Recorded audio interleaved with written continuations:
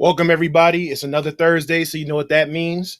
It's another episode of InfoSec Unplugged. I'm your host, Davin Jackson, and welcome to the show. If you're new here, InfoSec Unplugged is a show where I meet with random people from all over the tech and cybersecurity industry, where we can talk about everything tech related. We can vent our frustrations. We can keep it real. We can keep it uncut and unplugged. So thank you for joining. If you haven't done so already, please subscribe to the YouTube channel. Subscribe to my blog. I keep forgetting this part. Like the video, subscribe to the channel, leave comments, and also support me on Twitter and Twitch as well. Also, this episode is sponsored by Udemy. Udemy is an online training platform that has over 130 courses. You can learn pretty much anything. Obviously, I'm biased, so I'm going to tell you to go check out the hacking and cybersecurity courses and check them out. Learn some new skills for 2021. Please, when you click the link in the description, anytime you buy anything, a portion of that goes to the show because we're an affiliate, and it'll help support the show. And I would greatly appreciate if you could do that. So we got the sponsors out the way. We got the intro out the way. Again, thank you for joining. My name is Davin Jackson, also known as DJax Alpha. So this week, I am honored and privileged to have a special guest. You may have seen him on Twitter, also known as Nugro on Twitter. He's a professor. He's a information system security officer. He's had a TED Talk, and he's really trying to do something for the youth. So please give a warm welcome to Patrick Duane Dunston, and we are going to bring him in shortly. How you doing, sir? Can you hear me? I sure can, brother. How you feel? I'm all right. Thank you for joining. Like I told you offline, man, I know you could literally be anywhere. So I am humbled that you chose to come speak with me on my platform. This is it's definitely an honor to have you on the show. I like what you're doing. So it's an honor that you accepted as well. So I appreciate it. I appreciate that, sir. So let the people know who you are. You know, you can get into your brief history if you want. And just let them know who you are and what you've been through in this field. Because I have you here listed in the description as an InfoSec and Tech O.G. So I appreciate that. So yeah, I had an unorthodox path to cybersecurity. I was a sociology major in college. I'm from North Carolina, and I went to college at Pfeiffer University. And after I graduated, literally the day after, I went overseas to teach English in Thailand for a few months. And when I came back, I wasn't sure what I was going to do with my life, quite honestly. So I stayed with my best friend, and we went to college together, and he was the assistant system admin at my college, at our college.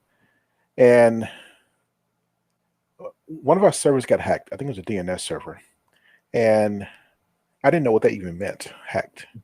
And one of the other guys that was there, Alan Noah, talked to me about it, explained what was happening and what had happened. And, as cliche as it may sound, I became obsessed about what this was. I was just started with Linux. I think it was Red Hat 4.2, if I'm not mistaken. And SANS had just released 4 or 5 of their modules from the GSEC for free. And I took those, and since I was staying with my best friend who was the assistant, systems admin, they let me practice what I was learning with our computer systems. And so it started from there. And then I went to graduate school, and I was the janitor in my graduate school. I got free tuition, got a salary. I was a janitor in the daytime. It was a night grad school, so I went to school at night. I got my degree in management, but cybersecurity is what I wanted to do, because when I didn't have classes, I was at home, had a bunch of old computers that they gave to me, and I played around with those. I never had the desire to want to hack someone's computer or hack into a system. I have a guilty conscience, so I just couldn't do something like that and feel good about it. And virtual machines had just started becoming popular as well. And I think it was a Box was the first one I used. Wasn't as stable when I first started using it. And then I think VMware, if I'm not mistaken, was, I think it was VMware. I can't remember. I started using that and then started playing around with different computers because I was working at my university. So we had a lot of extra computers laying around. And so I got to do that and implement it at school and learn how to interpret logs, which I found to be the most essential skill that you can learn as a system admin or a security administrator. Talk about it. Yep. And I can say I've gotten a lot of good free lunches and desserts from helping to fix things by looking at logs and learning how to interpret those. That is a skill that is highly underrated, highly underrated, and Absolutely. probably not taught as much. And this semester, I'm teaching an intro to system admin class. So I will definitely be focusing on breaking things. I'm going to write some scripts to break stuff on their virtual machines and their network so they learn how to interpret logs to figure out what's going on. And I started working for the government. I went to Cape Fear Community College for about a year, and that was in Wilmington, North Carolina, and worked as a Unix technical specialist, but primarily did a lot of security work.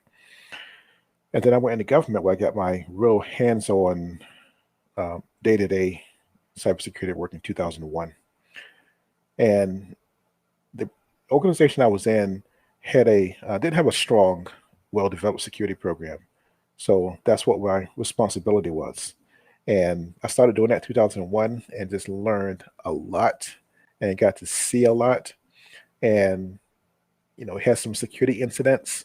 And in between working at Cape Fear Community College, the HoneyNet project by Lance Spitzner had just started up.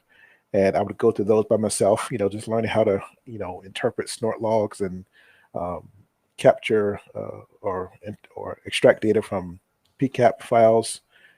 And once again, learning how to interpret logs to uncover what happened at an incident. And as a result of writing those reports and things like that, I applied those skills to when I worked for the government. And about I forgot what year it was, but I spent 6 years working on the NOAA CERT, Computer Incident Response Team. And that's when I realized I didn't know much of anything. And everything I knew was put to the test, and everything I didn't know was even more fun and interesting.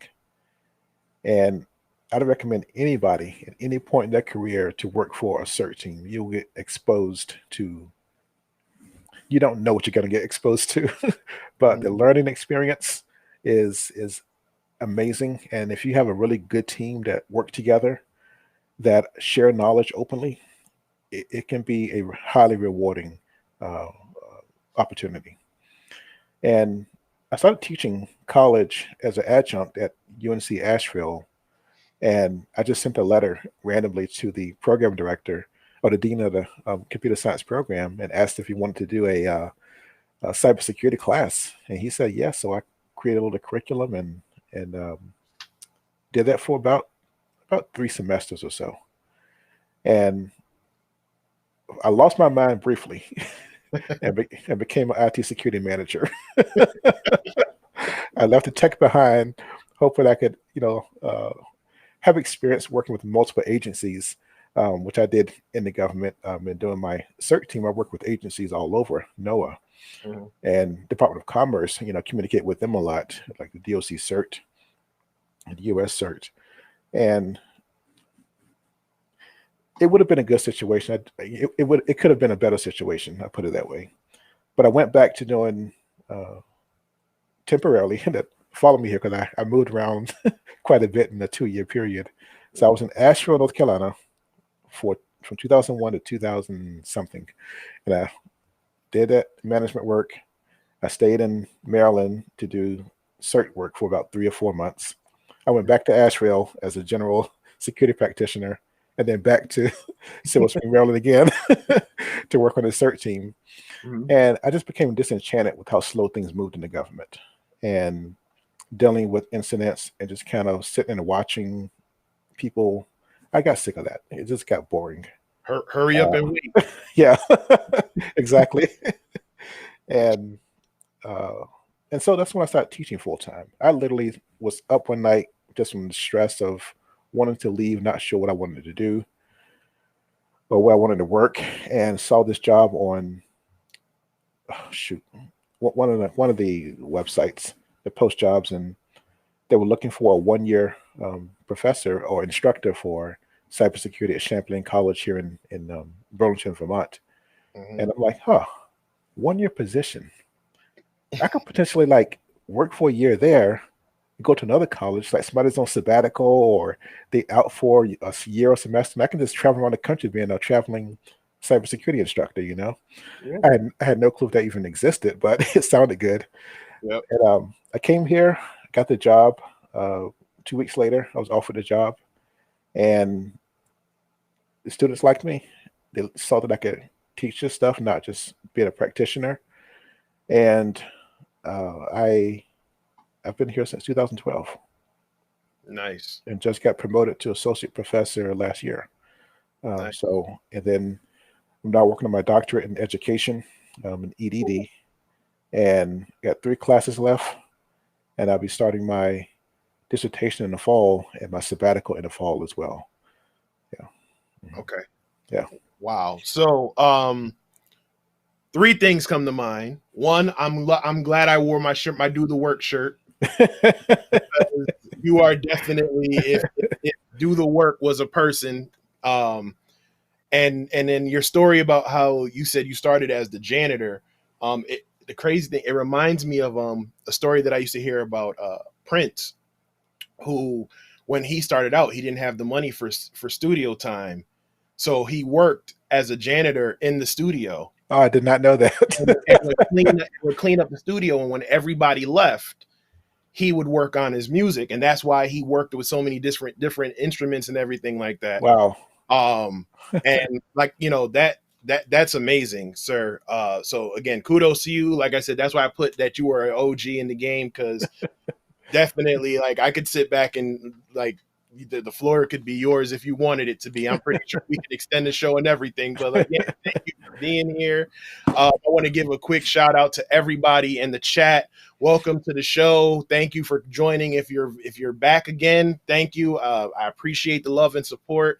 As always, if you have any questions for me or Duane, you can ask us pretty much anything. I just ask you keep it clean and respectful. Otherwise, you get told what to do with yourself, because it's my show. So, um, yeah. So I mean, you talked about your journey, and like I said, it's definitely a well deserved story that you should tell. And you talk now. You're talking about you're a professor of cybersecurity. What is that like? Because I think I want to transition to a point where I'm not maybe not in a university, but I think I've gotten to the point in my career where I want to help bring up the next group of people, which we're going to get into shortly after that. But tell me what that's like, because I've really focused my 2021 goals on trying to lean on people to learn what it's like, as much as I can, without actually, jumping head first. So what is it like just being a professor of cybersecurity in a college setting? I have to say that I may be fortunate to work at or teach at, well, whatever, say at Champlain College, because our program is designed to teach people real world skills. So there are some classes with theory. However, we're focused on a practical application. And that starts from the first semester that students are in our program. We have what's called the upside down curriculum. So students are engaged in tech classes beginning the first semester of their first year, each subsequent year. We do have a liberal arts program, but it's called the Core, and it's not your traditional liberal arts program.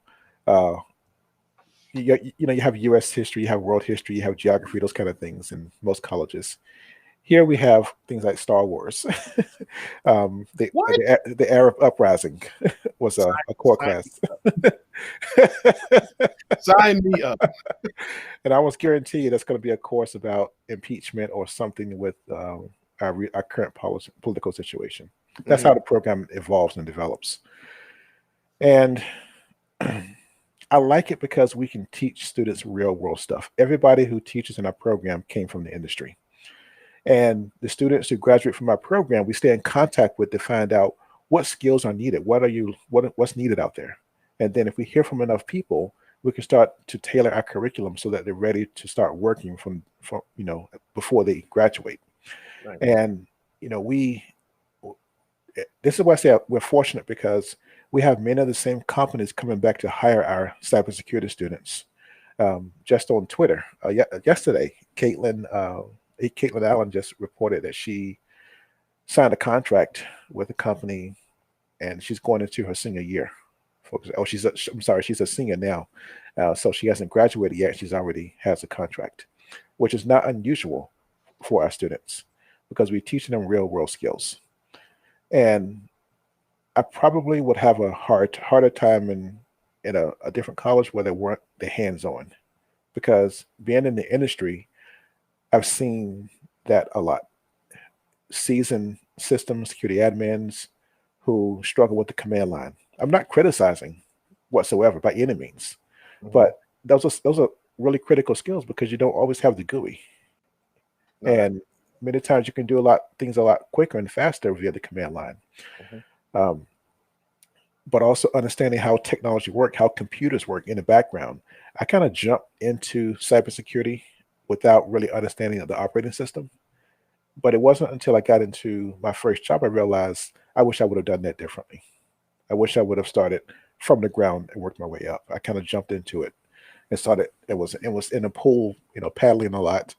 But I did take a step back when I got into the industry. I got the opportunity to really go to some really good training as a result of where I worked. So that was great. Okay. Well, but teaching in college, it's a lot of work. Yeah, I can imagine. I definitely can imagine. Yeah. But I like to tell people, you're never really ready to jump into cybersecurity because when I decided I was going to make the jump, I actually waited like another 2 years before I did, because I was like, well, let me work my way up to sysadmin so I can understand how, Active Directory works and, the Kerberos and all of that. This way, when I'm on the other side, and then even as a pen tester, I took a forensics course, and you're still, and there's still things to this day that I kind of go into, and I'm like, oh crap, I should have done that sooner. Right. I just took. I put it on Twitter. I just took the G-Pen course and passed it earlier this week. Yeah, I saw that. Yeah, congratulations on that. Thank you. But even in that course, I was going, I never, So there's always, yes. So that's why that always keeping that new mentality and always learning, because yes. there's always a process that I can learn from someone else. I can learn from you, or you can learn from someone else. Yes. Who could that could help benefit you. So absolutely. I asked. Oh, go ahead. I'm sorry. No, I'm glad you made that comment, because if there's one thing, I hope it would be great for some of my students was here, but there's one thing as an instructor that I found out is you have to go in with an open mind with your students, because many times they already have jobs. And there have been 2 occasions where I talked about something in the classroom, and someone said, "Oh, well, we experienced something a little bit different, and this is how it worked." I'm like, "Oh, cool. Can you tell us about that?" You got to put your ego aside real quick. There's no room for egos whatsoever. Talk about it, sir. Absolutely. And you have to be willing to let students be learners as well, teachers as well, and you have to create an environment where people feel comfortable sharing what they know, and be respectful. And I strongly emphasize that in my classes. I do. You mind if I respond to one question someone asked about, was it hard to transition to online college? Oh, no, I don't teach online. Last semester, this semester I am because of COVID. But Champlain does have an online program, a very large online program. But I teach in the traditional classroom, though, in the non-online environment. Okay. So I asked this question to all my guests. There's a bunch of set questions, and I think yours is probably going to be a little biased just because of where you are. But what is your thoughts on the debate versus certifications versus degree?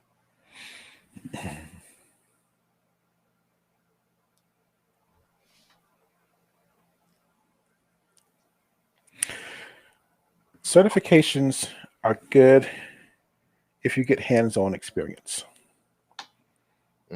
which is one of the reasons why I really like the OSCP, because I've seen seasoned people get their butt kicked.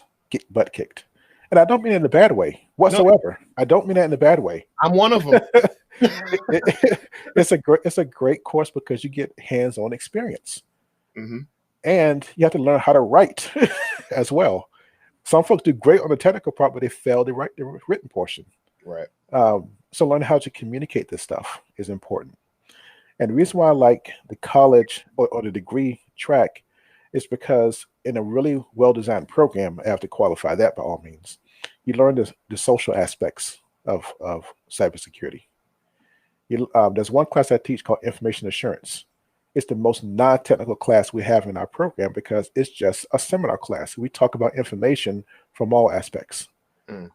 And before I taught the class, before I taught it, and students still come back and say that's the most useful class that they've had, because they realize when they get out there, yeah, you want to hack, but guess what? You got to talk about this stuff to people. You got to learn how to write this stuff. You got to understand how to put the risk in context to the organization. You can't speak too general or too about things. So the degree program also gives you the structure, again, a well-designed program, to help you understand how your non-technical classes applies and can help you with the real world. So you learn, and pardon this cliche, but it's the soft skills, communication, writing. One of the electives I talk to my advisors about is taking public speaking class or an intro to marketing. So you learn about how businesses work. You learn about the people. You learn about the roles and responsibilities of those who are not in cybersecurity. You learn how the different parts of a business work together, because it's essential we learn how to communicate in context. I can't emphasize that enough. We got to communicate in context to the organization we're working for, not these high, not be too general. And I just don't see many cert programs that offer that kind of training environment. And I would say until we see that, I probably lean more towards again, OSCP is great, but it's that communication part that's often sorry for laughing, but if you ever been into the chat channels with the OSCP, you tell them what they did. Sorry, I shouldn't be laughing, because it happened to me, of course. When I say, hey, I'm trying to find some database, I forgot what it was, and they said, oh yeah, you're on the right track. Oh, or they hit you with the try harder. Yeah. I'm like, what do I do next? Try hard. I wrote a whole blog piece about my experience with it back in, was this 2018 now? Geez, 2018, 2019. But you're absolutely right. And again, I'm not a paid spokesperson for them, but what I liked about the SANS course is, without getting into details, is I like the fact that they teach the business of penetration testing. So like you were talking about the soft skills, but they talk about this other things like scope, rules of engagement, report writing. And the people and usually people who I mentor, I actually tell them, get used to or actually like writing reports. Like, I enjoy writing reports. I mean, same here. I've created some immaculate templates, if I do say so myself. But yeah, like, I actually like it because it allows me to. It's almost like being bilingual in a sense, where or multilingual. Yes. Because in a report, you have to talk to almost three different groups of people. So in your executive summary, you have to talk to the people who are on the top floors that, don't really know any of this technical nonsense. Yes. But you need to relay the fact that there's a problem. Yes. So you talk that way, and then you go into the some of the technical stuff, and then that is the meat and potatoes of the report. And then if you get into anything, or if you exploit anything, you get into the proof of concept, where I usually write my proof of concepts where I can write it, and if I can hand it to someone who's non-technical, Mhm. and it's almost like color by numbers. And not to disrespect any C-level executives or anybody on here, but that's how I usually write it. Like if I can hand it to a child and say, type in these steps and do this, and they can get the same root shell or they can get access, however, then I know that I've done it effectively. Right. But everything else you said, the communication, and that was hard for me, which actually was one of the reasons I decided to even do this show, or when I speak at events, because I didn't really know. I could write the hell out of a report, but if you put me in front of a room in front of people, I'm literally gonna go and I'm gonna read. I would read the report to you until I got comfortable, and you could see where I was visibly shaking. So I agree 100%. You have some people that are super technical but don't have the soft skills or the people skills or the communication skills, whether Right. it's verbal or Right. nonverbal. And then you have the people who can talk their asses off and talk whatever, but if you tell them, you put them in front of a keyboard and say, Yes. run Yes. an nmap scan, they're going to look at you like, what? Right. Uh, Yes. Yes. so And that's what I was meaning between the difference between theory and the practitioner. When you have that good, nice balance, that mhm, you have a good practitioner in right. that case. And I say practitioner, not expert, because practitioners are, well, they're continuously learning. They're always doing new things. They're in the game by Mhm. all means. And And the thing about learning cybersecurity and mentoring, I had a Diana initiative um, presentation this past summer, mhm, and it's up on YouTube. The cognitive science of, or a case against Google it, mhm. and methods we can use to start teaching and training people that is based on cognitive science. And it really, I mean, I'm sorry to keep harping on this, Devin, but I do not like egos, man. No, go for it, I please. cannot. I have a hard time with people who talk down to other people Mhm. and just treat them like crap, or everybody knows that. I just have a hard time with that. Yeah, no, Yeah. I listen. I came from Bridgeport, Connecticut, so I was looked down a lot. I was looked down upon a lot coming up. Once they looked on a map and saw where that was, or if they Googled it. And I mean, even in the military, I used to hear a lot of things, and I remember, again, that kind of made me who I am, that chip on my shoulder. But which is going to segue into the next point. But that's what led me to get myself out there, because I figured if I made myself visible and show who I am, the color of my skin, where I'm from, and all my flaws, I can teach the next generation that, hey, I can come from the same neighborhood where he came from, and I don't have to be the stereotypical sports player, That's what's up. celebrity, drug dealer, That's what's up. or whatever. I can get out the hood and do this and look just like him, and for the most part not change who you are or compromise your integrity That's what's to up. get to that point. So that's so to which gets to the next topic. When you reached out to me, you reached out to me on Twitter and you talked about this idea you were having about basically bringing cybersecurity to the youth. And I jumped on it immediately. If you're not familiar, like I said, with my backstory, after I came out of the military, I didn't really know what I was doing, didn't know where I was going to go. Mhm. Wife put her foot in my behind, got me in the side, and told me to go to do something that I would enjoy. Got into tech, worked my way to cybersecurity. But it wasn't until I was working in a school system that I really started to pay attention to the security side of it. And what the first thing that drove me was I was the tech for all of the elementary schools in the school district, from like pre-K to fifth or sixth grade or fifth grade or something like that. But I also managed all the technology for the special education department district wide. Yes. And one of the things that some of these little douchebag kids were doing in these areas, they were taking the iPads and devices from the special education Mm. students. Well, And we didn't have an MDM, we didn't have anything to track it.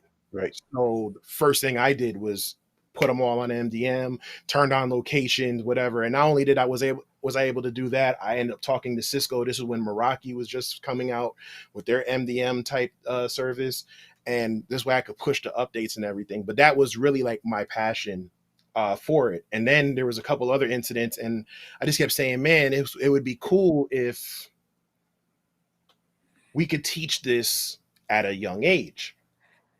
And then I got into the field, started working, and it's still a passion of mine on top of other things concerning youth.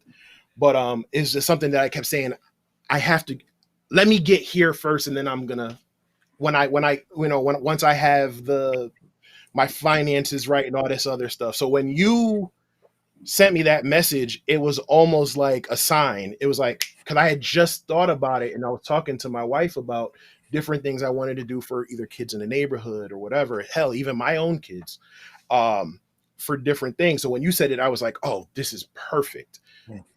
So you sent me a link to your TED Talk, and for those who haven't, please, I'll put the link up on YouTube when we upload it. But he gives a TED Talk explaining why we should and why we could trust, teenagers or kids with certain jobs in cybersecurity. So if you want to just go into that, because you're here, so Yes. I'll let you talk about it. How do you want to handle questions in the chat?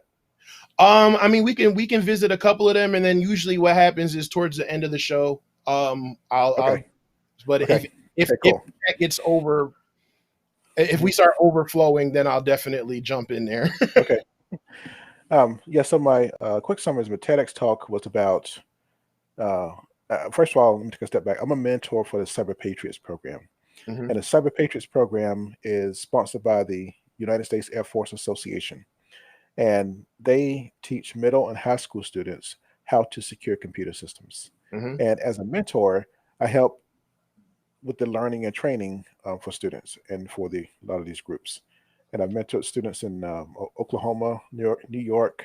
One team was in Rhode Island, which is a cool story because they had Chromebooks. Oh, wow. And the teacher knew one of my colleagues. And about maybe 5 years ago, I received a grant from my college to buy a server so that students or schools could log in and practice within that virtual environment in the VMware ES6i environment. And so that allowed that middle school to log into our servers to do their competitions and practice as well. Nice. And the same thing for other schools here in Vermont that also we would train. And either I would go to the school, I'd do it remotely, or they would come to Champlain College to teach them about cybersecurity, system administration, and cybersecurity. And we now have a couple of projects where students are working on this on a pretty full-time basis now to help create training. And the TEDx talk is a building off of that. I had a class assignment for my doctoral studies, and I went to the Big Picture program, which is situated within a high school here in South Burlington High School. And the Big Picture program is a community-based learning curriculum. So they're situated in a regular high school, but instead of the traditional, class all day long, they are engaged in projects that incorporate learning. And so the learning that we do in a normal classroom, they're actually applying it into the community, into real world projects. I was overly impressed and through the roof with how sharp these students were. And to listen to their story of how the traditional classroom just did not work for them. And as soon as they got into this program, the first class they have to take, interestingly, is a class to train them out of the traditional model of learning. And they liked the fact that they could basically create their own program. So the community, the program engages with community partners, and they say, hey, we have this project we want someone to work on. We have that project somebody to work on. They have no plan for it. They don't have the people resources for it. So the students get involved with it. And they teach them design thinking. So they come up with a strategy for how they're going to approach this project. They use portfolios. They post them online so parents can track the work they're doing. They can keep track of what they're doing. They can have, their I forgot how often they meet up to talk about this type of the type of work that they're doing, and they engage in the community. So they're learning what you would learn in the classroom, but they're applying it to the real world. And so as I was driving home, I'm like, huh, what if they had a Cyber Patriot program that was like this, where students would be in a traditional middle school or high school, but instead of the standard curriculum, that curriculum is learning math, learning science, learning computer technology, and applying it to the real world. They're already doing it. Big picture is just one program. There's a school, One Stone School. I forgot what state that's in. And One Stone, yeah, One Stone. Mhm. And I've heard of it. students are engaged in shared governance, where they are on the committee that hires teachers, for example, and interviews teachers. They're involved in day-to-day decision making of how the school operates. There's one student who wanted a music studio. They didn't have the space for it, so he converted a janitor's closet into a music studio that still exists. They Wow. are engaged in projects all the time in their community, and they're still learning the required, curriculum for them to graduate from a standard high school. And I'm not to imply that there aren't highly impressive students going to the traditional classroom. So the big picture program, One Stone School, and the others that exist like this are I thought that could be a method in which we could train the future professionals in cybersecurity.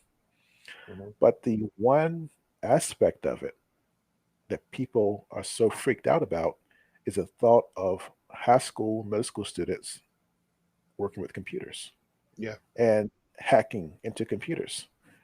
Cyber patriots is not about hacking, it's about securing computer systems. Yes, you can say that they are learning these skills, they're reading about it, and so you can reverse it and see how to break into it or hack it. Yes.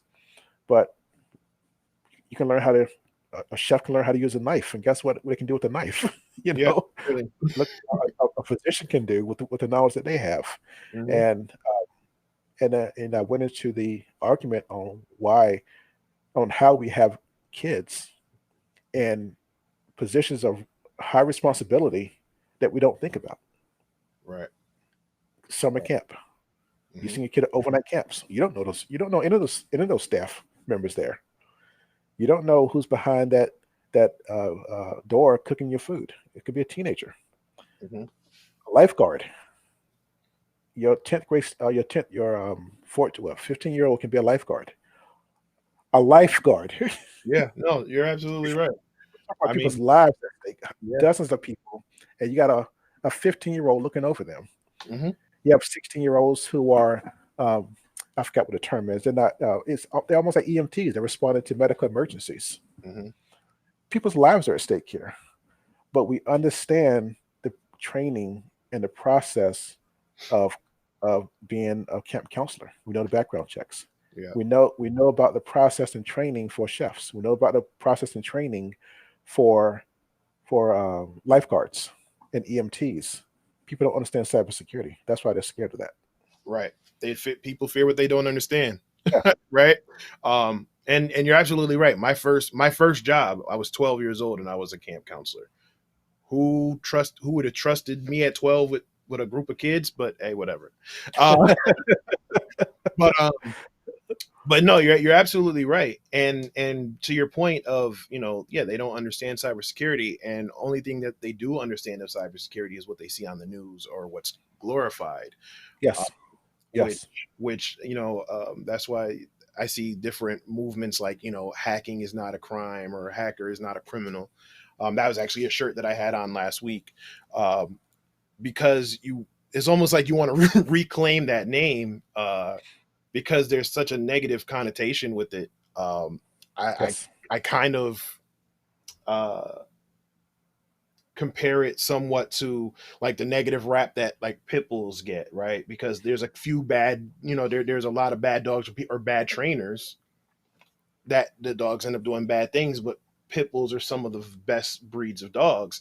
Right. Not to compare anybody in cybersecurity to dogs. Let's get that. No, I dig it. I totally Right? dig it. But I think, like I said, when I watched the TED talk, it was just like a light bulb hit, and it was just like, he's absolutely right. But one of the problems that I have trying to attract people or trying to attract kids is just the interest, right? Especially, like I said, kids in neighborhoods who aren't familiar with computers outside of, social media or YouTube or Netflix or whatever. So I know you have a program with the Cyber Patriot program, which again is another funny thing, because I think it was about 5 or 6 years ago. That was my very first talk, was a Cyber Patriot program for a Civil Air Patrol unit in Stratford, Connecticut. They were preparing for a competition, and I actually gave a talk on different attacks and how to mitigate the attacks and explain why you should understand what's going on in an Nmap scan and stuff like that. This is why you need to understand these things. So it's cool that, again, that all of this is coming full circle. Yeah, but and the other thing is, people just really have a hard time just seeing kids in these kind of roles. And my response to that is, how often do you put kids in that roles and train them on what to do in that role? Right. I mean, I'm thinking about my 13-year-old who babysits or was watching my, we'll go for a walk and he watches our 6-year-old. I come back and Ernest still has all his fingers and toes and scratches and bruises, And truth be told, some of these kids can navigate a computer better than some adults. I mean, let's be real. That's one of the points I made in my TED talk. My 13-year-old, my 13-year-old, and this was 2-3 years ago. She was writing Python at 10 better than I was at that age, and she wasn't even really interested. That's the part that killed me. Like, she just took to it and was really great at it. And then it was like, oh, you want to pursue it further? And she was like, eh. So right. So with that being said, and I guess I'll share my experience first, and I'll ask, and then I'll get your opinion. I've been trying to find a way to attract kids into technology and cybersecurity. So you have the Cyber Patriot program, or you have kids who already had an interest in it and they're in the class. I'm trying to get them into those classrooms. So I'm trying to find different ways to gain their interest. And one of the things that I actually did, and I'm giving this talk at the Blacks in Cyber Winter Conference on February 6th. I gave the talk last summer and then I tweaked it. But my son, I signed him up for like an esports program. And they teach about sportsmanship and stuff, but they're treating them like athletes. They give them jerseys and everything, and they play games like Rocket League, which is remote control cars and soccer, which I don't know why it's so crazy, but I love it. And then Fortnite, right?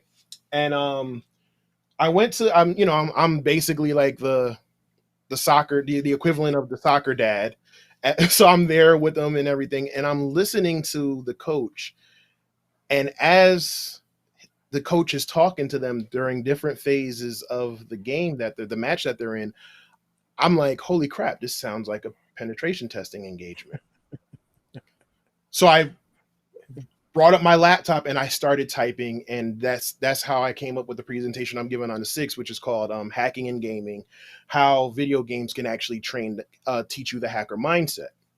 And I don't want to spoil it, but just know that, like I said, I used video games in there, and how everybody, from whether it was the ColecoVision and Atari playing the very first Pac-Man game or Donkey Kong to whatever it is everybody's playing today, how you use that same concept of when you're trying to learn the game to pen testing. So and so that's one way I try to get kids to get interested in it. But how would you, if you were just trying to recruit a child or a preteen or a teenager into one of your classrooms, how would you get them into cybersecurity? And that's the part I want to. I need need to sit down and just talk offline about it. I need to brainstorm ideas and get the stuff out of my head. Mm-hmm. Because one thing I thought about is we have lots and lots of grassroots nonprofit organizations around, and many of them need cybersecurity. Uh, they need IT people, period. Yeah. And one method of learning that works really well for kids is when they see some practical use for what they're learning. Mm-hmm. And so one way I thought about it is starting them out with learning about computers, how computers work, about networking, things like that. And let's take that knowledge now to some grassroots organization, and let's work together and see how their network is set up and what have you learned from our discussions that can improve or something they can do a little bit better to get them that hands-on real world experience. So Mm-hmm. going back to that community-based model of learning, where in the classroom they learn the theory, they learn the virtual machines. Now we're going to take this one step further. We're going to go out to the community and put this into practice now. So Okay. one way I thought about it was to engage community partners to, of course, have somebody as a mentor, Right. that's seasoned in that field, to work with them to help them learn, to get them interested in technology, so they can see. And also to attract other people of color, and also female identified students, is to once again get involved in the community to show them this is what you're protecting the computer system. You're installing antivirus on these computers, but this is what you're protecting, this organization and their mission and what they're doing. Now imagine what's going to happen if a cyber attack occurred to this small grassroots organization, but has that clientele of, I don't know, 400 or 500 or 1,000 people that they're supporting. A cyber attack takes that down. Those people are now impacted by that. Right. In my information assurance class, that's what we talk about information, because we look to see, okay, you heard about the breach, you heard about the Aetna breach. There was the envelope that had that window, which is a little bit too big, and you can see the person's name, address, and then see that they was taking the AIDS medication. Mm-hmm. But now let's now read a lawsuit to see what was the impact to an individual that was impacted by that. And when you start going down that rabbit hole, then they start to see this is what you're protecting. This is what it's about. Yeah. No, I absolutely agree. I think it's almost like giving them a sense of ownership or a sense of pride. Yes. It goes back to, and I might be showing my age a little bit, but it's like when you were in grade school or high school and it was like you had to take care of this egg. Yes. Right? Yes, exactly. Yes. And these organizations are essentially the eggs. And I try to, again, starting with my own kids, explain to them, why I take this seriously. And I'm like, well, because my name is on it and I don't want anything to happen. Just like I don't want anything to happen to my family. I don't want anything to happen to the businesses that I'm testing. So yeah, when I'm locked in and I'm on a pen test, the door is locked, I'm, plugged in, and it's go time. Mm-hmm. I think that would definitely help engage those kids. And I also think, again, if we're speaking about, especially children of color in the inner cities and stuff like that, I also think confidence plays a big role into it. And I say that because I'm just using me as an example. I always knew I was, I guess, technically inclined looking back, right? I always like to tinker with stuff. Like I said, my biggest cheerleader was my grandmother. She let me take anything I wanted apart as long as like I didn't die, and I put it back together. And if it worked when I took it apart, it better work by 5 o'clock when my father came to pick me up, or I was catching it. Right. But when you get older, again, it's not the popular thing, right? The girls or the boys don't like it. It's not a cool thing. Right. And then you also have the mentality where it's like passively they're telling you like maybe you're not smart enough. And I think that, like, for me forever, that's why I stayed away from tech. Because I was like, I'm not going to college. I'm not going to do computer science. I avoided coding like the plague. Right. It was just like I so, and once I got into it, I'm like, oh, this, like, what was I afraid of? And now, Yeah, and then the regret was like, why didn't I do this sooner? So I think now, like I said, with programs like, you got where I live, there's like the little Code Ninjas camp or Girls Who Code, yeah. all these different websites and Yeah. and platforms and meetup groups that are available now. I think they're missing out on a key thing if you just kind of, I mean, for one, even if they don't grow up to be in tech, just to build that self confidence that they can do whatever the hell they set out to, and it's not just a speaking point. But I truly feel like that would also help kids. So if you mix that with the, you can do it, I'm here to help, and then you give them that sense of ownership, like you were talking about. I think we I feel like the work would do itself after that, right? So now it's just a matter of how to get those pieces together, like you were talking about, like how to build all of that into a curriculum or into a program that can teach them about, self-confidence, about, doing the research, about the technical side of it, the communication side of it. And then again, yeah, giving them an organization to say, all right, cool, I'm gonna need you to I want you to run this assessment and tell me what you see Yes, wrong, write a report, right? And then, yes. at the end of the day, this is your baby, this is your egg, You right? know, I would take that one step further, and I believe that self-efficacy is something that is the foundation of self-confidence. Mm, And with the self-efficacy, we need to create programs that help students um, be achieve, be confident that they can solve problems. So yeah. we have to give them problems that they can solve. And I have to say, and probably get flamed for this. I'm not a fan of teaching people coding to get into computers.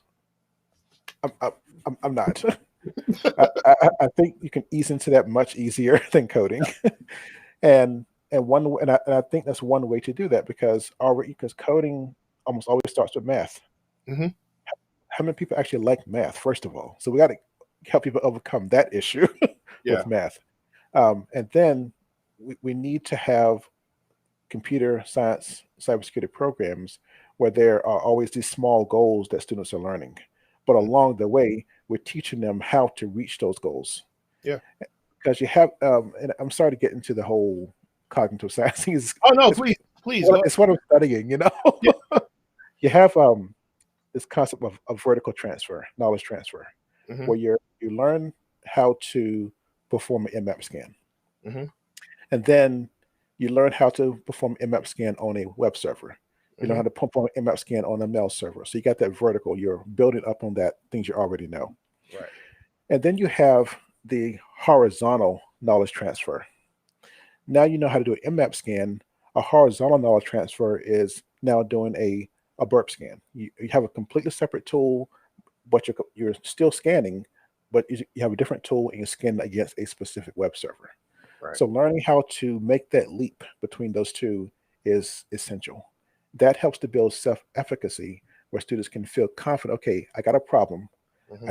Or I got you know, I just use problem. I Go ahead. have a situation, this thing I need to solve. Now, how do I get there? You give them the tools to learn how to get there. Yeah. That's building that self-efficacy, and then they can develop that self-confidence to go into any situation because they say, okay, completely separate situation, but I got this problem. Okay, I need to figure out how to get there. Yeah. And if you teach them how to get to a goal, Hmm. then I think we can hook students into it. But we also got to show them there is a practical application of it. Everybody wants to learn how to hack. Everybody wants to learn how to break into a server, how to get someone's password, etc. Hmm. But you know, as soon as you start teaching that, the eyes glaze over. Like, you want to learn how to hack? Let's learn how to hack. Let's start from the beginning and work our way up. But more than that, now that you hacked into it, explain to me what what the problem is. Which, How likely is it someone actually going to exploit that thing? you which, know? yep. Which actually brings me to my next point. Because usually when someone, or when someone asks me of any age, it's almost like growing up when if kids were glorified, kids when it was like, oh, gun violence was being glorified or whatever, right? And in some situations, especially in the South, they'd go, okay, well, before you even think about whatever, look at the damage it can do, right? So you get them to respect it. And for that, the same thing I think of is especially with teenagers and teenagers, boys and girls, whoever, I teach them the dangers of these attacks first, or what the end result can be, and how it can not only ruin the person that is the victim, but it can also ruin the person who's the attacker, because now both of your lives are ruined because you did something stupid with this technique. So so usually when it's like, oh, you can crack passwords, absolutely. But if you do it without permission, here, look at all of these laws. Look at the Computer Fraud Act, and then you start to tell them how, the government is very heavy-handed. Yes. With these charges and these sentences, because they don't know how to punish accordingly for it. So, but something you're saying that's important though is incorporating ethics throughout the curriculum. Right. Not having it as one module and expect them to remember it 5 modules, 10 modules into it. Right. But it has to be systemic. It's literally sprinkled in every one. Like, absolutely. Okay, like you were saying, an Nmap scan. Okay, this is how you run an Nmap scan. However, make sure you run an Nmap scan on the program or the IP addresses that you have permission to, because if you don't, that's considered an active scan. And if you do that, you're breaking the law. Every time, every IP address is another law broken. So that's the other thing about how to effectively teach kids the dangers of the internet for themselves, as well as if they're into cybersecurity. Like I do like a scared straight thing where I do 2 talks. I actually have a talk for kids and I have a talk for parents. And I start the talk with the kids with, like we're talking about phishing or social engineering. And I say, okay, let's say you're on TikTok or Snapchat or something like that. And let's say you're 13, 14 years old. And I send you a message and say, hey, I'm 13 and 14 years old. How would you know the truth? Oh, we'd see your picture. What if I use this picture? Oh, well, we would ask certain questions. I can Google what is popular amongst whatever. I can steal videos from other sites and make it look like it's me. Heck, they have apps that they're playing around with now where you're doing deep fakes and putting their faces on other people's bodies. Yeah. So how would you know? And then you see, that's when you start to get, you start seeing the wheels start spinning in their head, like, oh, we don't know. Yes. And right. then it goes into, well, and this is why you need to make sure you follow these steps. Yes. You need to protect yourself and protect your family. And then for the parents, the parents is actually a lot more tough love. It's like, hey, cut the shit. Yes, your kids, yes. I'm not telling you to be the helicopter parent hovering over your child's every single move. But you should have conversations with them and you should have a good idea of what is going on with your child, because of the simple fact that they can be going through some of these things. They can be being cyberbullied. Someone could have leaked photos, God forbid, and these kids you ask them what's wrong and they're going, nothing, I'm perfectly fine.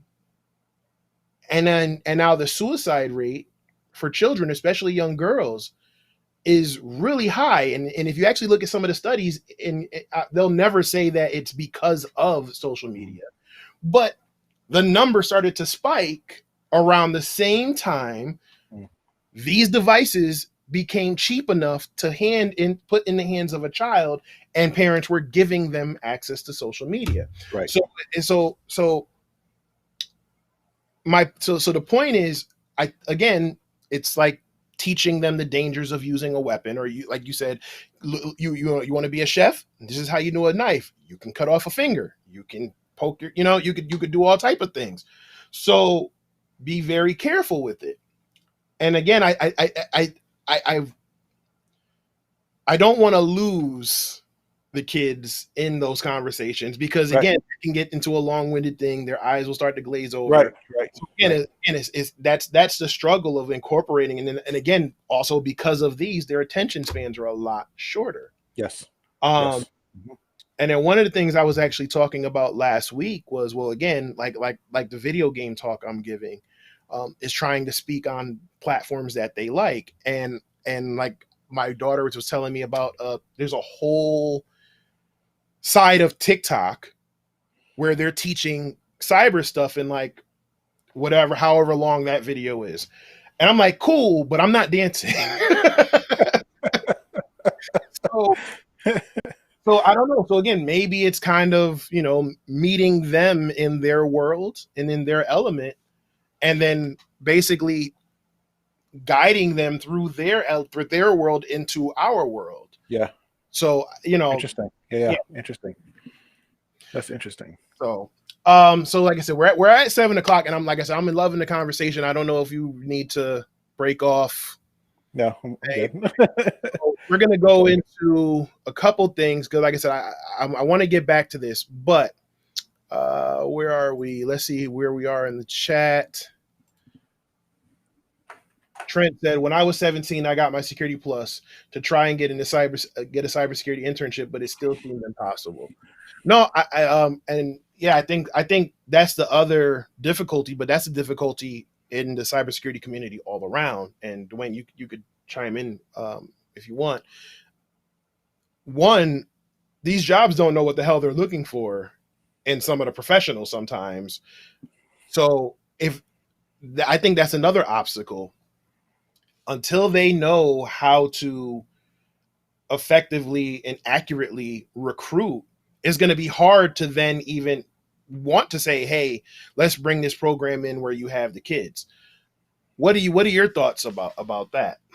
Yeah, you have to. It's the buy-in from you have to sell the managers on it because you're going to have pushback from employees, and a lot of employees do not. Once again, going back to not understanding cybersecurity, thinking that we're looking at their email and looking at their web traffic. I Mhm. mean, had to. I mean, I don't mean to hurt people's feelings, but they're not. People are generally aren't that interesting to want to sit there, read their emails, and look at their web traffic all day long. You are not that special. I've had to do it for investigations, but anyway, we just have to. I completely agree with that. They don't know they don't know what they need, and then you have a cybersecurity professional that comes in once again who may not have those soft skills, and come in with guns blazing. You have to do this. You got to do this. You got to change that, and then you start making changes. You break systems. You break processes and things of that nature, Mhm. instead of going about it more systematically.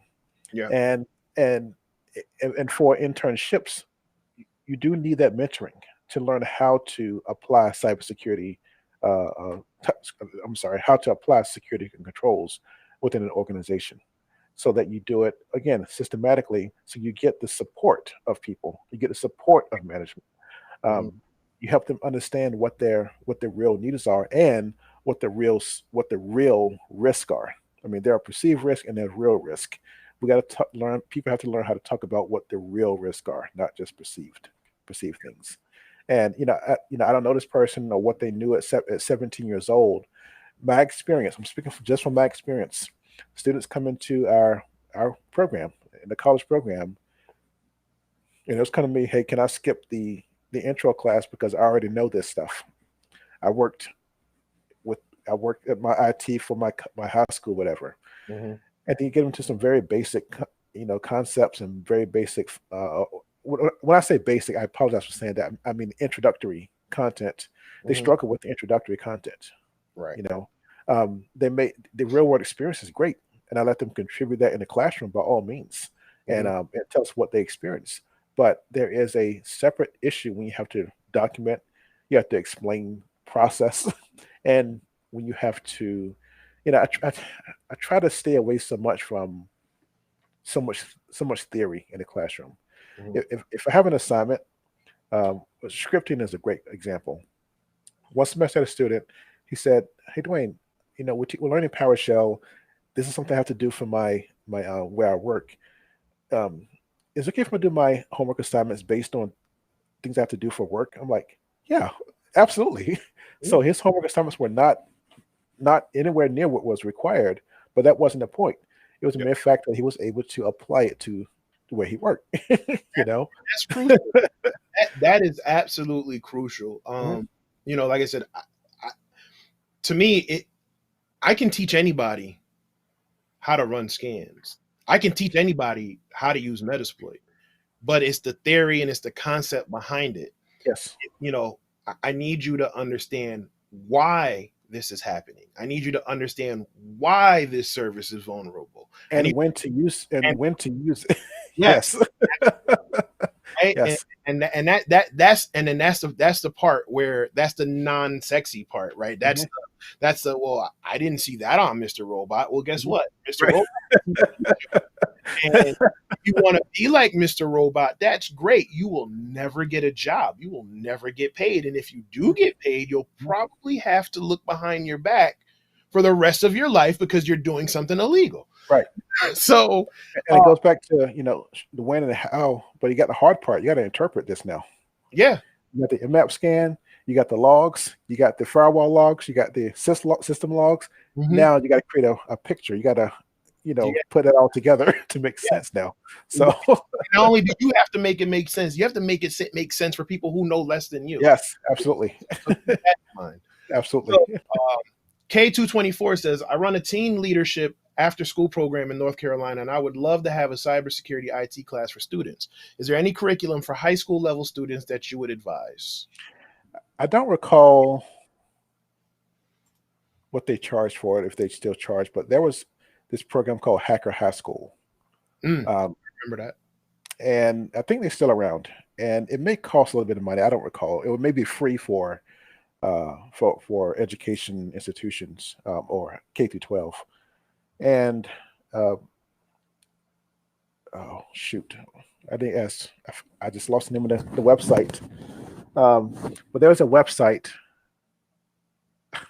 I hate when that happens, but anyway, I'll get it to you, Davin. You can post it. But it's a website that has a curriculum that walks through computers. Like Philip Wiley, I wish he was here. He knows what it is. I'm actually talking to him tomorrow. I'll ask him. Okay. Yeah, I'll send that to you. But yes, they follow the when this is posted, you'll have it. Yeah, that's driving me insane right now. Yep. So Majestic Logic, thanks for your question, says, how do you feel about colleges including technical writing versus essays on cybersecurity tracks? So that goes back to what I was talking about, vertical and horizontal knowledge transfer. Technical writing for many schools is just learning how to write effectively. That doesn't translate very well to and that's a horizontal, a good example of horizontal transfer. You learn how to write structurally, properly. You learn when to use a, then, thus, so, commas, things of that nature. But then learn how to write a technical report is very, very different. And same thing with essays. The essays may be on, I don't know, whatever they tell you to. Once again, that's a horizontal knowledge transfer, which is very difficult for a lot of people to make. You're writing an essay about the history of cell phones. Yeah. How do you transfer that into writing a technical report from an Nmap scan or from a security assessment? It doesn't transfer very well. So if you're able to write technical reports as part of your technical writing class, I'm all for that kind of thing, because now you're putting things into context. Yep, absolutely. So thank you for your question. Next question is from, Kalia Scott.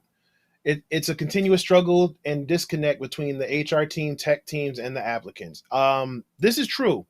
I think when people talk about the gap, it's easy to just blame it on the managers. And it is. Trust me, the managers make it easy to blame it on them.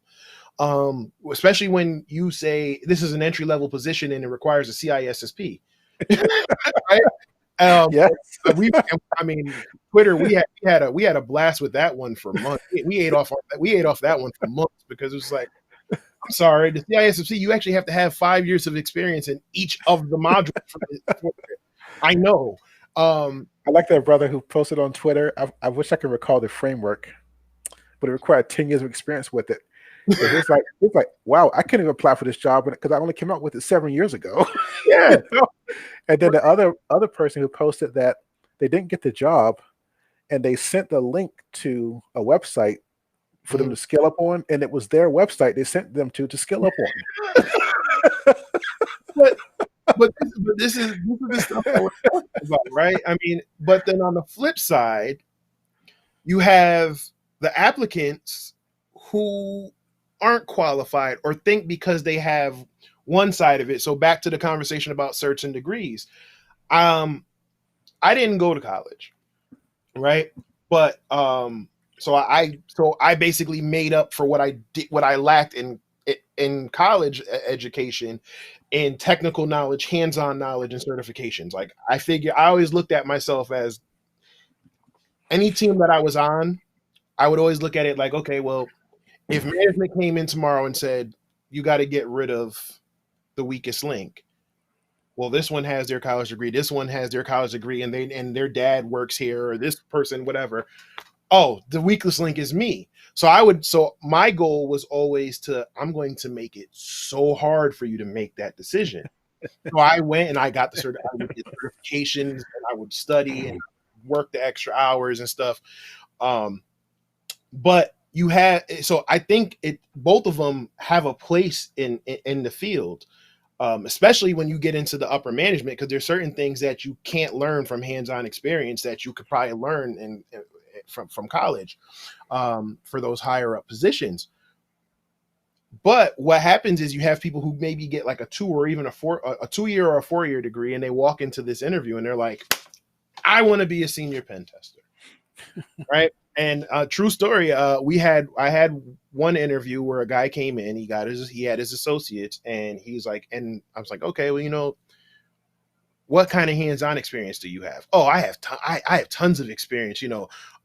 Web hacking is my thing. Like, this is what I do. I love web hacking. Okay, cool. Can you explain to me how a SQL injection attack works? I'm not very familiar with SQL injection. Right. Okay, you're not familiar with the top vulnerability in the OWASP top 10. Okay, that's fine.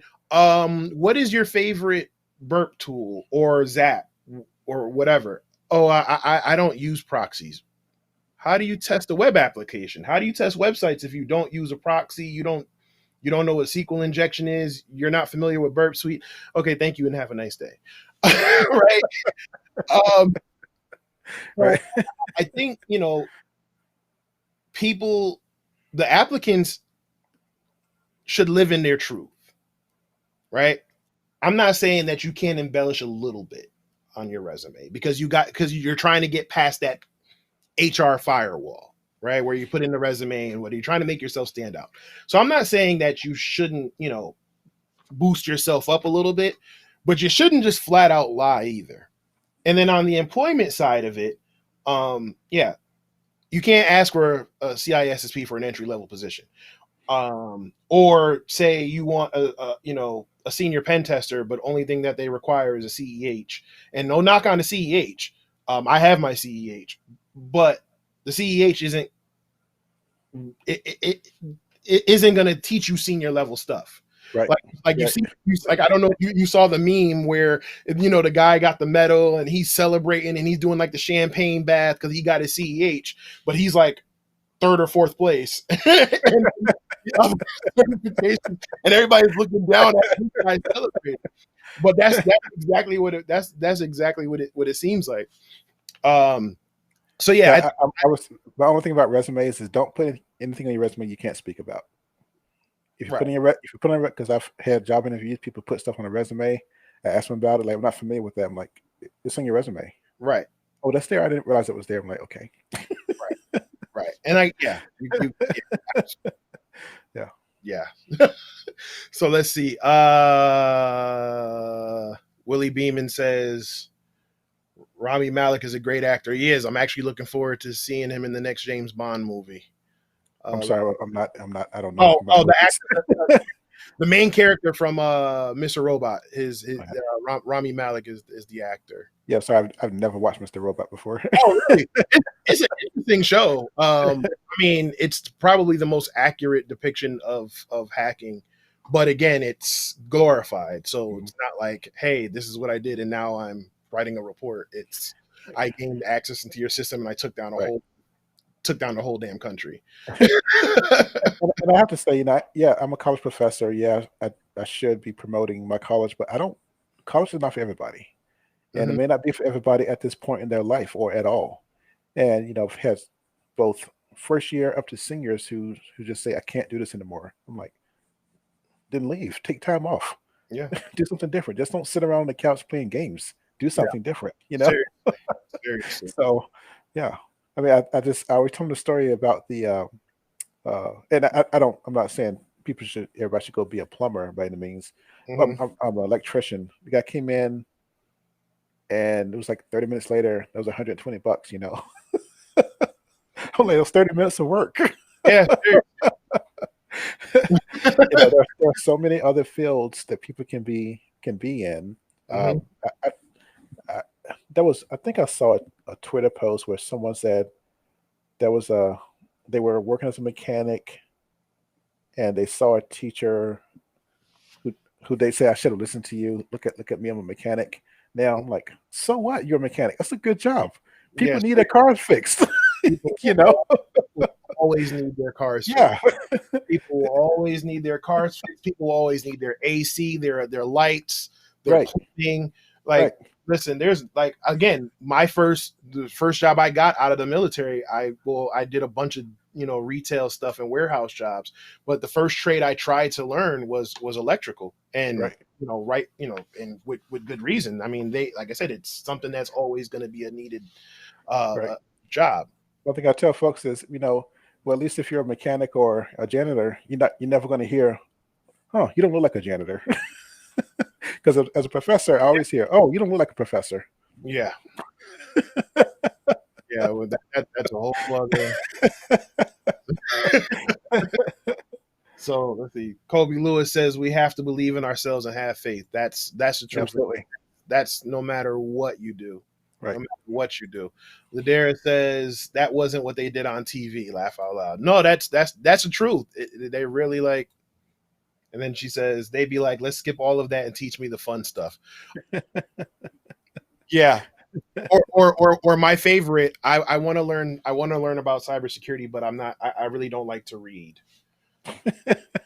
That's usually where I'm going. Okay, what's your plan B?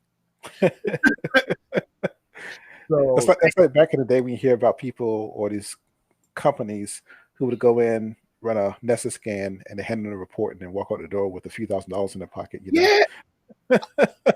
Yes.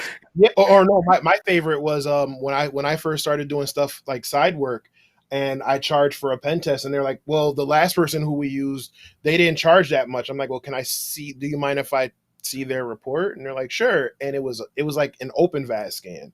And I was like, so not only did they just run a scan, they didn't even use a commercial scan. They used and yeah. Right. I'm like, yeah, this is why. Because it didn't cost them anything to run get info. And it's not a pen test. Yeah, I'm telling you to run scans. They're like, well, we had this done. I'm like, that's not a pen test. So yeah. So thank you guys for the question. Kalia Scott says, not everything, but college only gives us the basics. And even with self-teaching, it can only go so far, but we should definitely live in our truth. No, absolutely. Like, no matter what you do, especially in this field, you have to have the practical knowledge. Like, and the practical knowledge doesn't stop when you gain the certification. There's always a new attack. There's always a new technique. I use even with just what happened with the FireEye and SolarWinds stuff. Everybody was working on whatever because it was towards the end of the year. So, a lot of the companies freeze the testing and everything like that. So everybody used that time for professional development. But as soon as the FireEye tools as soon as they said, oh, they leaked the tools, or FireEye's releasing the tools, or released these attacks, everybody had to drop what they were doing and go read up on these attacks. Mhm. And we were literally reading in real time as it was happening. Like that day was probably one of the longest days I've ever had at work, because it was literally, okay, the FireEye stuff happened last week, and it was like, okay, you're getting the gradual information. But then on Monday around, and I think, did Amazon go down the week before, a couple days before that, or something like that? Everything was like, stop what you're doing. I don't care. Research it and come up with and write up a report right now. So it's, you're always. When I heard about that SolarWinds thing, I'm like, my first thought was, this is going to be really, really bad. Yeah. Number two, I'm really glad I'm teaching now. No, it's the truth. And the sad part is we haven't even scraped the surface yet of it. Like, you're hearing things, and then I think I saw something yesterday where it was like, oh, more news on it. It's like, yeah, there's going to be more news on it for at least the rest of the year, and then some. Mm-hmm. So let's see. Juan Alexander says, I am a college student trying to become a penetration tester. I got my Security Plus, and my advisor recommended that I get a CCNA before I go for any other cyber search. Thoughts? I like that approach, because you're going to get a strong networking background. Yeah. See, I wasn't going to say the CCNA. I would say you definitely need to know the networking. A Network Plus is a good certification to get the baseline and the foundation of networking. That's pretty much what I did. Again, you need to learn about subnetting. You need to learn about TCP versus UDP. You need to know the TCP ports. You need to know them like the back of your hand. Yes. Because again, when you're running an Nmap scan and it says, okay, there's a vulnerable thing on port 22, you want to make sure that you know what's on port 22. SSH, right, by the way. But yeah, let's see. Looks like there's a couple conversations. So just to recap there, with a CCNA, Network Plus, either one, you need a networking background. So essentially, that's what they're telling you. Yeah, no, and that I agree with your advisor 100%. Like, do not go into security. Do not go into pen testing or security as a whole without knowing the basics of networking, because it's like a crucial gap. It's like you're going to set yourself up for failure if you don't know the basics of networking. So I would definitely take a look at, like I said, the Network Plus or the CCNA. Because I'm more inclined to go with the cheaper route, I would say research which one is cheaper, or if your job's paying for it, go for it. Or just get the knowledge. Don't worry about this cert as well. I think there are a lot of people being told to get Security Plus and they're going to get a job. Mm-hmm. That doesn't always work that way. I'm not saying it doesn't. I wouldn't recommend that approach. The only reason I recommend Certs is because that's what the companies look for. But I always make sure to say, if you're going to get the Certs, don't be paper certified. Right. So if you're going to get your Security Plus, get your Security Plus, but understand what's being taught in the Security Plus. Understand what's being taught in the Network Plus. Yes. Do not get an exam dump and do it that way. Read the books, and read the books and gain that knowledge, and then go for it. So again, back to your point, when you're going into an interview, make sure whatever you're putting on your resume, you're able to talk about. Because again, if you say you have your Security Plus or your CEH and you walk in there and I say, okay, well, cool, what's an Nmap scan here? What? How do you scan for vulnerable ports? What? Okay, you know what? Thank you for coming. Right. Well, I'm going to ask the hard questions. Explain what risk is. Yeah, no, but hey, so hold on. So again, thank you all for the questions. Bryant says, I think hands-on language is way superior than education. I have a master's degree and real-world experience is way better. Doing Hack the Box and CTF is better. My master's degree was like one SANS certification. And again, I think that goes back to the program you're in as well. There are some programs that are hands-on, and that very few scaffold, but at our program, we scaffold the learning. So in enterprise security, enterprise security, for example, you're building a network that you learned earlier in system admin 1 and 2. You're going to rebuild that network, and now you're going to start building onto that network. You'll start adding your proxies, adding your firewalls, adding your VPNs. Same thing with network. You're going to build a network. You're going to segment it. You're going to subnet it. You're going to add in a few security devices. You're going to add in some routers and switches. So you're going to get that hands-on thing. So I really think it depends on the program that you're in as well. So some folks aren't very good at self-study because it's a lot to it. Yeah. And if you have a good structured program, I do believe that can work well. I know someone posted to look at these Udemy courses. There are a lot of good Udemy courses out there. Oh no, I am advocate for Udemy. I mean, again, because I look at it from the standpoint of maybe you're just coming in and you don't have the funds to pay for some of these courses. If you have to get the certification, cool, pay for the certification exam and schedule the exam. But go wait. I mean, Udemy's having a sale right now. Not trying to plug anything, but Udemy. They are. And I mean, it's like what, $11.99, $12.99. So you buy, I don't know, let's say you buy 2 or 3 courses, like, high level courses, 5-star courses taught by, professionals that you actually look up and can see. Cause I think there's a couple CompTIA ones on there that are great. There's some AWS ones that are taught by Amazon. And you can grab them for, like I said, $12-13. You grab, so let's say you buy 3 of them, that's $36, $40, and then you pay for a CompTIA exam, which I think the last time I checked could be anywhere from $200 to $300. That's saving hundreds of dollars on it, and now you can get the learning. Maybe buy a book or 2 from Amazon. So now you have it in front of you. You have the videos to reinforce it, and now you take your exam. But more than that, like you said before, do it. Yeah. No, do it. Do it. And I think that's, to me, a lot of these boot camps and stuff, yeah, they're great, but some of them are overrated. And I'm not naming names, but some of them you can get the same stuff for $13. From a cognitive learning approach, these week-long boot camps are not good for that purpose. It's way too much information all day long. Having to process what you learned an hour ago, let alone at the end of a week, I don't recommend those. I've done them. I don't recommend them. Not at all. Let's see. Willie Beeman says, "Don't dump because you might fail the exam. That's how I flunked Network Plus in 2012. Thank you for your honesty. Yeah, don't do the dumps, folks. If you fail an exam as well, so what? Fail an exam, I wish they would tell you what you didn't do well on, so you can learn, so you can focus on those things and try it again. Adversity doesn't build character; it reveals it. Like I said, I think the best thing that happened to me was the fact that I failed the OSCP that first time around.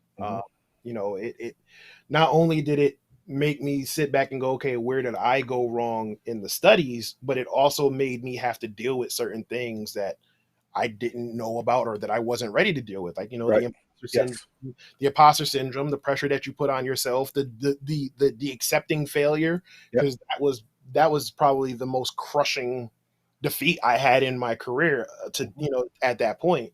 So you have to kind of go through all of that. So I think sometimes failing there's more lessons to be taught in failure than there is in succeeding. And I would say, if you have opportunities to mentor other people, let me tell you, there are so many things about cybersecurity I finally understood by teaching.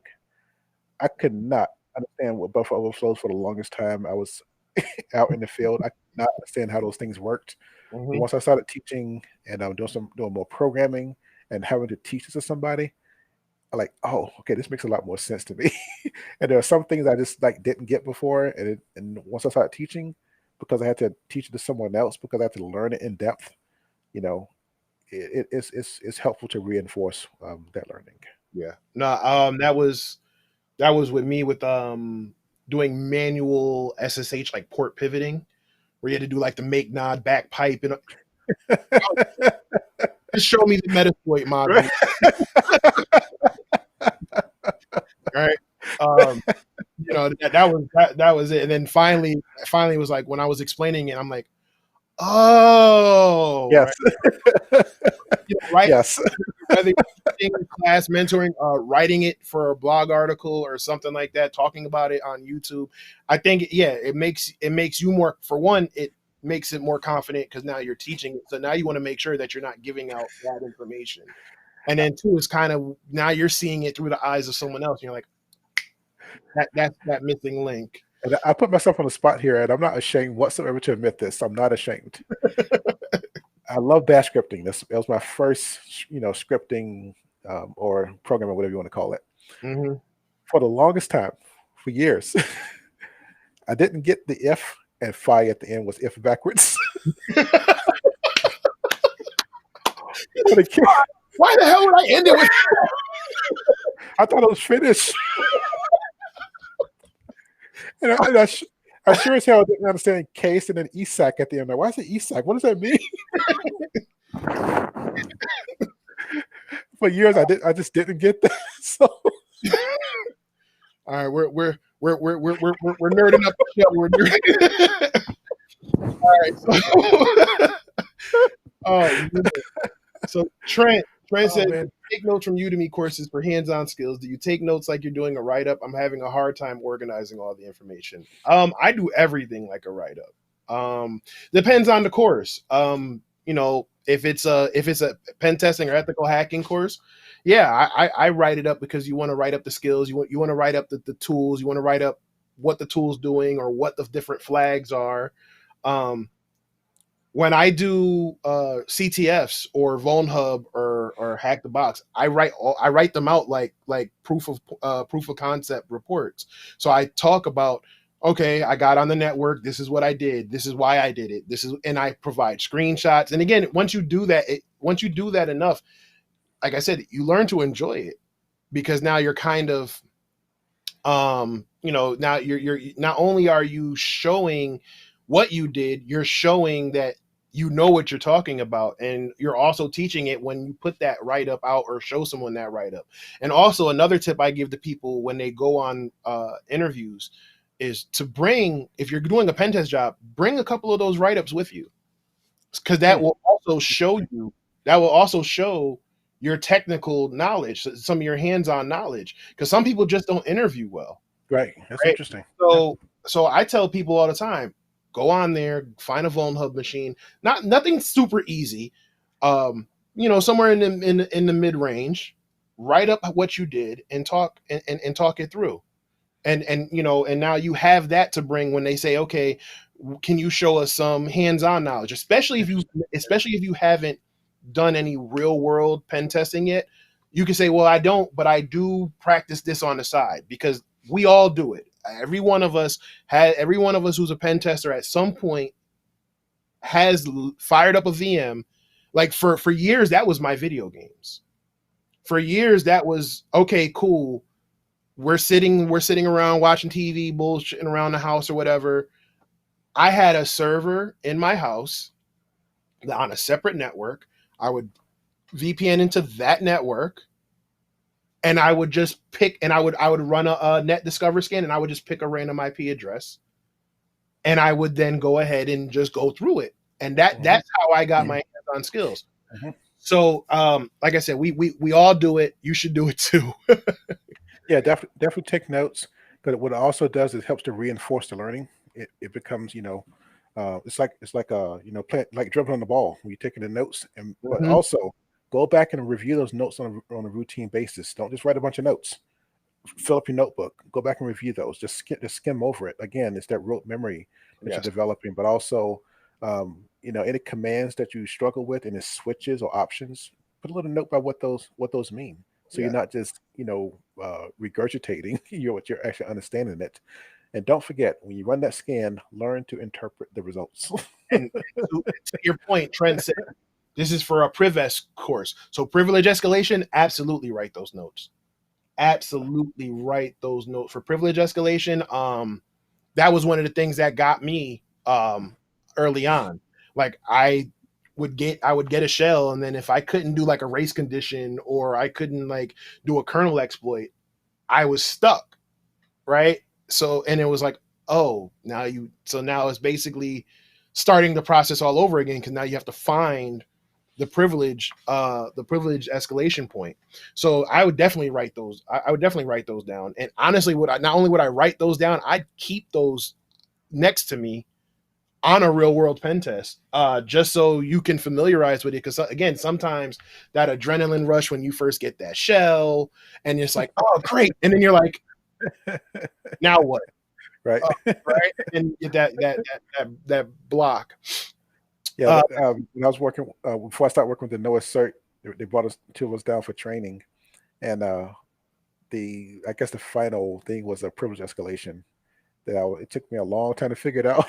I finally got it. Yeah, no, it was super exciting. That should be a whole. I mean, and I'm glad Udemy is doing courses on it now because again, that's not something they teach you in depth in the CEH. The CEH is kind of like, okay, boom, boom, boom, you got a shell. Now do privilege escalation. Congratulations, you got root.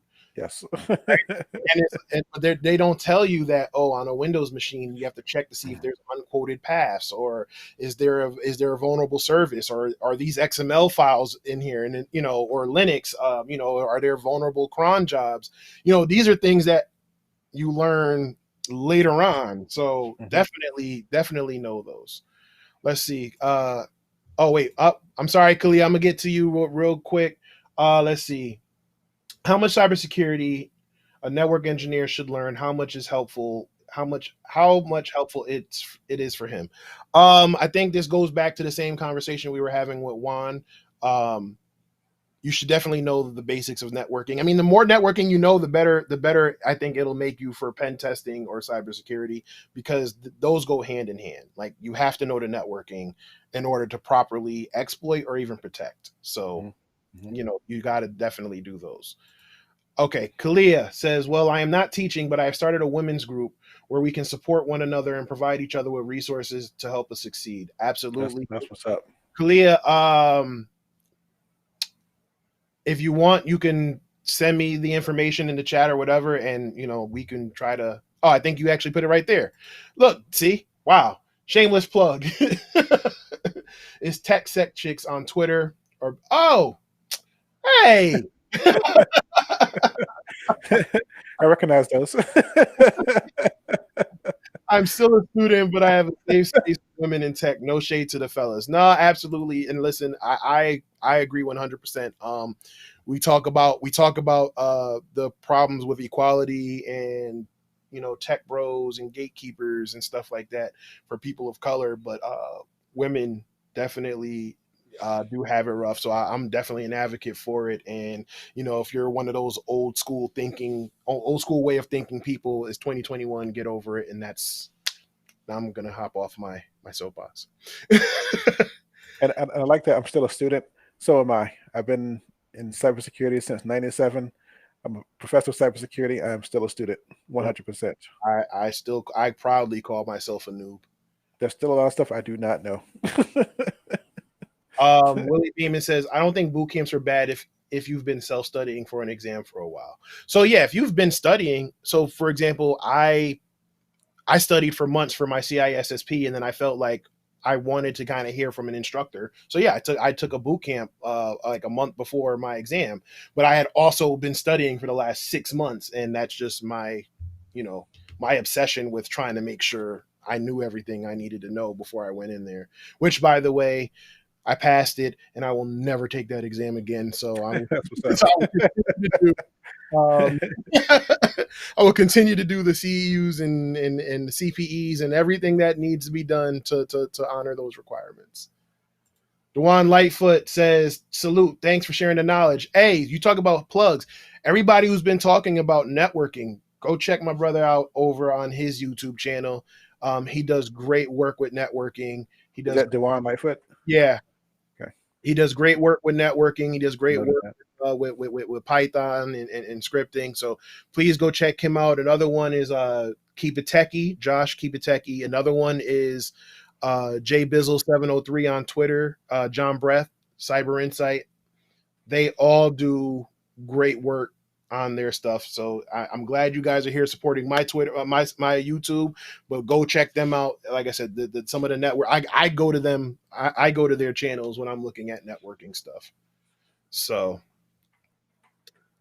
let's see. And Kalila says, that is awesome. I look forward to being a forever student. Hey, it's the best way to go, especially if you're going to stay in this field.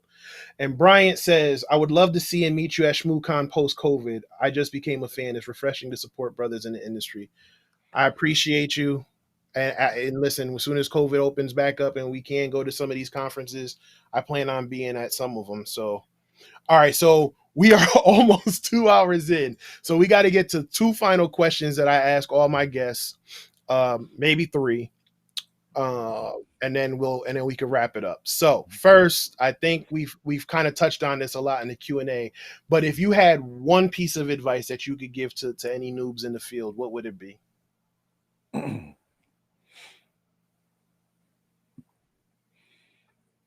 piece of advice: be patient and learn about computers first. Amen. All right.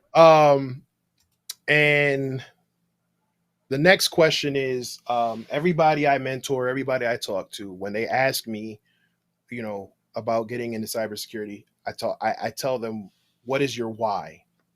And if they tell me something like, I'm trying to get paid, or I saw it on Mr. Robot or whatever, I tell them to think about it some more and then come back and talk to me again about what their why is, because that why is important when you have those failures, when you have those long nights, when you have those times where you might be getting paid very well and you've come to a conclusion where it's like the money's not even worth some of the BS that I deal with.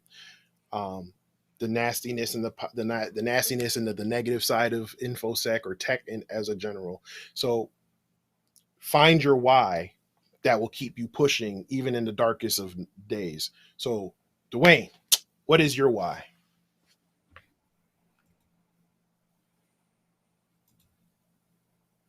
What is my why?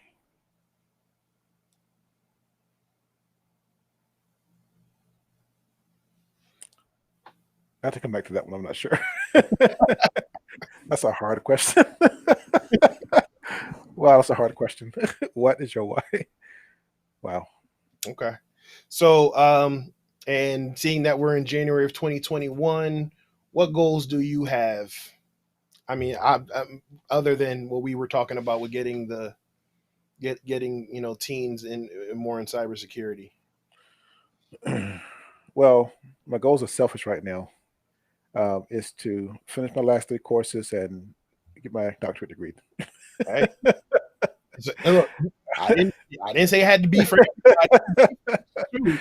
That's a hell of a goal too. So my sabbatical is going to be a teaching thing. I'm testing or researching, I should say, and I'm hoping to have my degree by the end of the year. So really and truly, that's what I'm most focused on. Okay. Well, we are going to wrap it up. So I like to give everybody their flowers while they can smell them. So I will say, sir, it has been an honor and a privilege to have you on my show. Like I said, you can be anywhere. So the fact that you came to kick it with me for damn near 2 hours, I am greatly appreciative of all of it. You are an inspiration to not only to me, but I mean to everybody that's in the chat. And I wish to have half the success in the career that you've had. I know there's been some downs with the ups, but I mean, damn.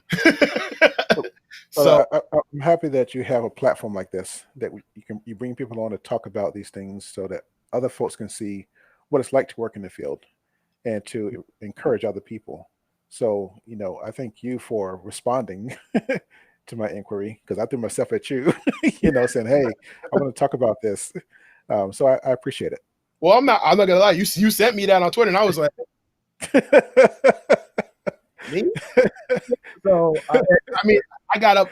And I remember I looked, and I was like, this man is a professor. This man is giving a TED talk. I went and talked to my wife. I was like, hey, Me? Right. So again, thank you to everybody who participated in the chat. Yeah, thanks, folks. I appreciate it. Yes, seriously, I appreciate the love to everybody. Where can they find you? Oh, I am at Gnugro, AGNUGRO on Twitter, or the Dunston, TheDunston at Gmail. All right. You're gonna post the link to the TED Talk. Someone asked that in the chat channel, Oh right? yeah, no, absolutely. Okay. Once I do all the stuff in the little YouTube magic and it uploads, I will definitely put the link to the TED Talk. I'll probably even put the link on Twitter for those who Okay. are impatient and don't want to wait for it. And I also found that link to that course that someone asked about as well. Yes, yes, absolutely.